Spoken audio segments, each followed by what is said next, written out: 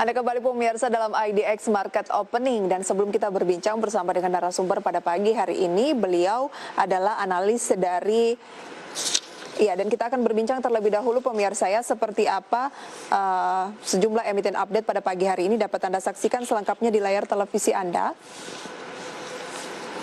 Untuk informasi emiten update yang pertama pemirsa adalah Unilever, di mana menggelar RUPS LB. Unilever Indonesia sepakat untuk mengangkat dirut dan komisaris utama yang baru. Selain Unilever, ada informasi pemegang saham Surya Esa Perkasa atau ESA setujui rencana private placement 1,43 miliar saham. Dan ada juga informasi yang ketiga dari PT PP, di mana ditargetkan akan kelar pertengahan 2021 untuk sirkuit Mandalika, maka PT PP melakukan percepatan atau mengebut pembangunan sirkuit Mandalika ini. Dan yang menjadi highlight kami untuk grafis ataupun data secara fundamental pemirsa adalah Unilever, di mana tadi seperti yang sudah saya sampaikan di awal, ini resmi mengangkat presiden direktur yang baru, yaitu Ira Noviarty melalui RUPS LB. Kita lihat kinerja dari Unilever kemarin pemirsa turun 1,59% di 7.725. Selanjutnya pemirsa, dari kinerja year to date memang masih mencatatkan pelemahan sekitar 8,04%. PER-nya 40,6 kali, sementara net profitnya 9 bulan pertama di 2020 atau sampai kuartal ketiga sekitar 5,44 triliun rupiah. Market cap-nya sudah mencapai 294,7 triliun rupiah. Itu dia emiten update kita pada pagi hari ini pemirsa, dan kita akan coba ulas berikut juga seperti apa proyeksi pembukaan perdagangan bersama dengan Pak Mino. Beliau ini adalah analis PT Indo Premier Sekuritas. Halo, selamat pagi Pak Mino. Selamat pagi Mbak. Apa kabar Pak Mino? Alhamdulillah baik. Puji Tuhan, terima kasih banyak Pak Mino atas waktunya. Pak Mino, bagaimana mencermati proyeksi pembukaan indeks harga saham gabungan di tengah kondisi dari Wall Street yang cenderung mix ya, tapi rata-rata mengalami pelemahan seperti Dow Jones, S&P yang karena kemarin juga sudah mencatatkan rekor tertinggi, Nasdaq-nya memang masih positif, dan Asia hari ini cenderung dibuka variatif. Tanggapan Anda untuk IHSG, proyeksinya gimana Pak? Ya, untuk IHSG sendiri hari ini kita akan prediksi akan bergerak bervariasi cenderung melemah ya, karena mengingat indeks kita sebelum kemarin ya itu sudah mengalami kenaikan 8 hari berturut-turut, jadi saya pikir tekanan untuk profit taking bisa berlanjut hari ini. Kemudian dari tadi dari eksternal juga cenderungnya mix ya. Dan ada satu lagi yang mungkin akan menjadi beban buat indeks juga, karena ada satu saham yang bobotnya cukup besar terhadap indeks tapi dikeluarkan dari daftar efek syariah, yaitu Astra Internasional. Jadi Astra Internasional kemudian Jasa Marga itu mungkin berpeluang juga untuk hari ini menjadi penekan untuk indeks. Tapi di sisi lain memang harga komoditas masih terus berlanjut ya. Jadi mungkin ini akan menjadi sentimen yang cukup positif untuk beberapa sektor, terutama yang berhubungan dengan komoditas. Baik, apakah itu yang mengakibatkan kemarin sektor aneka industri yang tentunya di dalamnya adalah otomotif seperti Astra Internasional mengalami tekanan secara pergerakan sektoral paling mendominasi?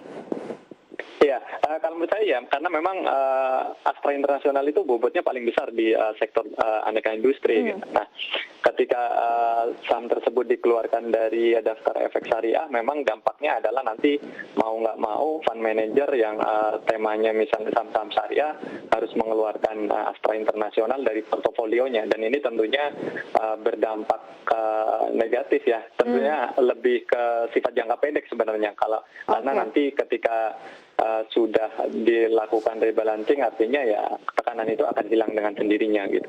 Pak Mino sendiri melihat sebenarnya apa yang menjadi indikator sehingga Astra Internasional ini dikeluarkan dari daftar efek syariah? Sebenarnya ada ketentuan tertentu ya, mungkin terkait misalnya kayak porsi utang dan pendapatan misalnya dari total pendapatan gitu. Nah, memang di tahun ini ya, terutama karena adanya pandemi COVID-19 ini, pendapatan divisi otomotif itu mengalami tekanan yang luar biasa lah. Jadi penjualan mobil bisa anjlok sampai 50%. Nah, di sisi lain memang kemarin di laporan keuangannya kan ada pencatatan hasil dari penjualan Bank Permata ya. Jadi mungkin itu salah satu yang menjadi kenapa porsinya mungkin rasionya jadi berubah gitu. Baik. Tapi itu apakah justru akan di satu sisi memang ya negatif karena keluar dari daftar efek syariah, tapi dengan melihat mungkin rasio kinerja dan keuangannya nantinya karena mungkin sudah tidak sesuai dengan indikator-indikator efek syariah, justru nantinya akan positif untuk Astra International. Ada sisi positifnya. Ya, saya pikir dari sisi kinerja Astra International sudah menunjukkan tanda-tanda recovery ya. Bottom penjualan mobil itu di bulan Mei dan sampai sekarang itu penjualan otomotif sudah perlahan-lahan mengalami rebound ya atau recovery. Makanya dalam waktu beberapa minggu terakhir kan sama Astra International sebenarnya dalam tren bullish gitu. Nah, kemudian ke depan saya pikir misalnya nanti benar-benar divisi otomotif itu kembali normal ya, level misalnya sebelum pandemi COVID-19, kemungkinan besar dia akan kembali masuk ke daftar efek syariah gitu. Jadi mungkin hanya periode ini, tapi di periode berikutnya akan kembali masuk ke daftar efek syariah. Pak Mino, apa rekomendasi untuk yang masih pegang Astra International? Ya, mengingat dalam jangka pendek mungkin ada sedikit tekanan jual ya. Saya pikir buat yang udah pegang dan kelihatannya banyak yang udah cuan ya, mungkin bisa dipertimbangkan untuk dilepas dulu. Nanti ketika harganya udah cukup rendah dan udah dianggap price in dengan tadi ya, itu bisa masuk lagi gitu. Karena secara fundamental sebenarnya nggak ada masalah sih. Super presisannya Pak Mino untuk Astra? Ya, saya harus lihat dulu, tapi datanya belum bisa lihat, Mbak. Sorry. Tapi lepas dulu ya, Pak Mino ya, karena Ya, sudah terlalu mengalami koreksi. Ya, betul.